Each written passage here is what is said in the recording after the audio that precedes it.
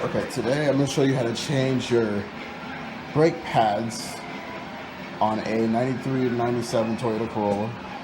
Probably work for any AE101 or AE111 Corolla, which is like, AE111 is like 97 to 02, I think. But anyway, first off, you may need a breaker bar. So get that. Obviously, you got to take off the tire. That's a given. I'm using a breaker bar with a 9/16 socket. So first off, you loosen these. Already loosened them, obviously. It'll help if you turn the caliper you're working on or towards, outward. It'll just be easier. And yeah. The bolt, or I guess it would be a nut, on the caliper, right? You may need a wrench. This one, I didn't, probably because they're old and kind of stuck, but they came right out though, with the breaker bar, of course. But just in case you do, you will need this. Just in case, you may not. So yeah. Now, once you screw out the caliper, spray some like WD-40 on this, because it's probably been there for a while. I'm assuming if you need brakes.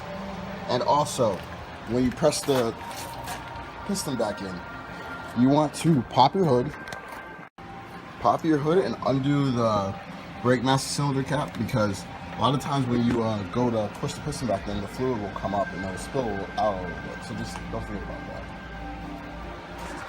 that. Now, once you took your slider calipers out, you got to push the piston back in. Now, a big pair of pliers or a C-clamp will do just fine. There's no special tool for that. You just push the piston back in. But make sure you get an old pad and put it right there. That way you don't put the stress on the actual piston, because I'll be ashamed if you crack your brake caliper piston because of that, because you don't even need a caliper. Alright, so by the way, you can buy this jack at Walmart for like 25 bucks. And what else? Oh yeah, and the calipers from like Advance are like, for this car, just the basic pads. Actually, they're not even big, they're silver. Like $18. Like, it's not breaking the bank. It's worth it to do it yourself. If you went to a shop, they're going to charge you like 60 bucks. Why pay that when you can pay nothing? You have a jack, which you'll need again, and you have use a jack stand or anything to support the car. Doesn't have to be a jack stand. And a C-clamp, which you will use again. So yeah. So yep, you just push it back in. It's not hard. You may need two hands for this. I'm not going to record that, but it's simple. You just get the C-clamp and tighten it until it pushes the piston back in. Alright, so once the piston is pushed back in, that's what it should look like. All completely flat, basically. Alright, now it's time to put the pads back in, the new ones.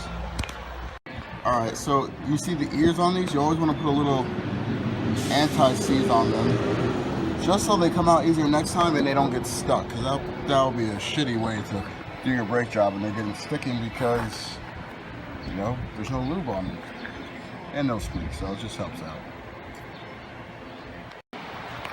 Now when you do this, the holes, make sure you line them up. You're gonna have to eyeball it, maybe even need a hammer to kind of get it into place if it gives you a hard time.